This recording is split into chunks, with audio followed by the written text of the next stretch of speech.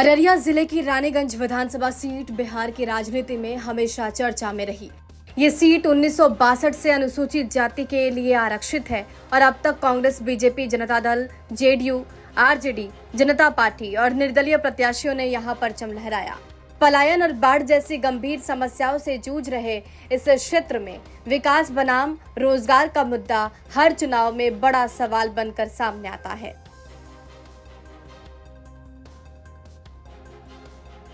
2010 के विधानसभा चुनाव में बीजेपी के अचमित ऋषिदेव ने आरजेडी के अविनाश मंगलम को हराकर जीत दर्ज की थी। 2015 में आरजेडी के अविनाश मंगलम ने जेडीयू के अचमित ऋषिदेव को हराकर बतला लिया। वहीं 2020 में जेडीयू के अचमित ऋषिदेव ने एक बार फिर आरजेडी के अविनाश मंगलम को कांटे की टक्कर दी और मात दी। रानीगंज विधानसभा सीट में अगर जातीय समीकरण की बात की जाए तो यहां पर दलित वोटरों की निर्णायक भूमिका है। अनुसूचित जाति के अलावा यहां पिछड़े, अति पिछड़े और अल्पसंख्यक वोटर भी प्रभाव डालते हैं। दलित और महादलित समुदाय का वोट अक्सर चुनाव नतीजे का रुख तय करता है, जबकि यादव, मुस्लिम और पिछड़ी जातियों के वोट गठबंधन की सियासत में अहम भूमिका निभाते हैं। वर्तमान विधानसभा चुनाव में किसका पलड़ा भारी रहेगा, क्या है इस हिसाब का? ये तो कहना बड़ा कठिन है किसका पल रहा है, लेकिन यह रिजर्व सुरक्षित क्षेत्र रानीगंज विधानसभा जो है वर्षों से सुरक्षित है और यहाँ पर जो वर्तमान जदयू में है, जदयू में और राजद में हमेशा ऐसे ही टक्कर रहा है। ये तो आने वाला वक्त बताएगा कि इन दोनों में कौन आगे रहेगा। कई बार राजद का विधायक रहे हैं, कई बार जो है वर्तमान में अभी जदयू के विधायक, यही दोनों में ये रहा है।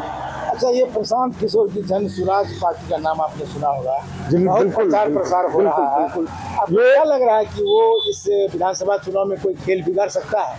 नहीं, देखिए, प्रशांत किशोर जी का पहले से राजनीतिक विशेषज्ञ रहे हैं और सभी लोगों का काम किए हैं, इसलिए यहाँ की जो वर्तमान परिपाटी है बिहार की उससे बहुत भली भांति है। लेकिन उनसे जो है इंटेलेक्चुअल पर्सन जो है ज़्यादा वाकिफ़ है। यहाँ गांव देहात में जो रहने वाले लोग हैं, जहाँ जिनकी संख्या यहाँ पर काफ़ी अधिक है, तो उनको उनसे कोई खास ये नहीं रहा है। उनका जनाधार भी अभी तक नहीं बन पाया है इस विधानसभा में, तो मुझे नहीं लगता है कि उनका कुछ अभी तक है ऐसा।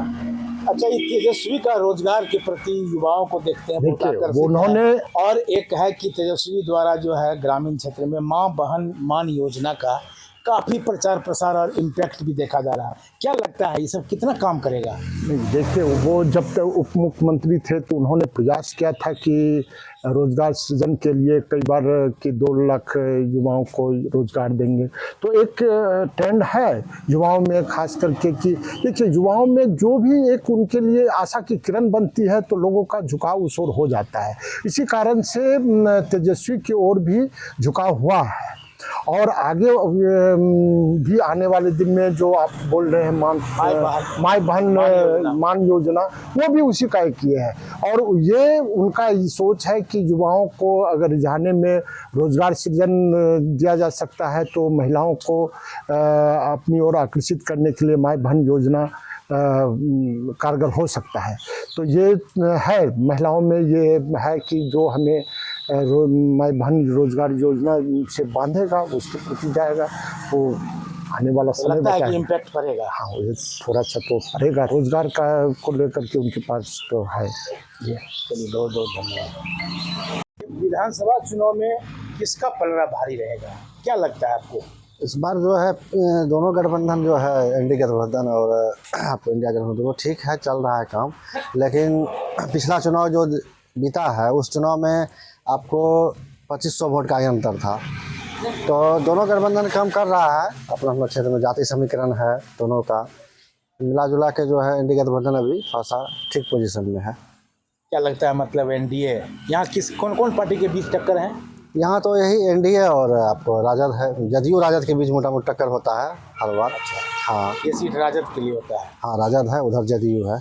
अच्छा ये बताइए, प्रशांत किशोर का जनसुराज पार्टी काफी चर्चा में है, क्या लगता है कि वर्तमान विधानसभा चुनाव में जनसुराज किसी का खेल बिगाड़ सकता है? क्या स्थिति ऐसा कुछ नहीं है, वोट कुछ काटेगा, कुछ मुस्लिम बिरादरी का वोट है, कुछ है, लेकिन कोई खेल बिगाड़ने वाला जो है ऐसा कुछ नहीं है, ऐसा संभव नहीं लगता है। युवा वर्ग तो काफी उसके प्रति है, लेकिन वो क्षणिक है, थोड़ी देर के लिए है, लेकिन ऐसा कुछ ज़्यादा इफेक्ट नहीं पड़ेगा इस क्षेत्र में। SC/ST क्षेत्र है, ये भी देखना है, इसलिए कि उतना अभी नहीं चलेगा, चुनाव के बाद ही कुछ कहा जा सकता है इसके विषय में। अच्छा, अब ये बताइए, तेजस्वी का जो है रोजगार के प्रति जो बार बार ये बातें हो रही है और उसका जो माई बहन मान योजना है, क्या लगता है कितना प्रभावी होगा, क्या स्थिति रहेगी?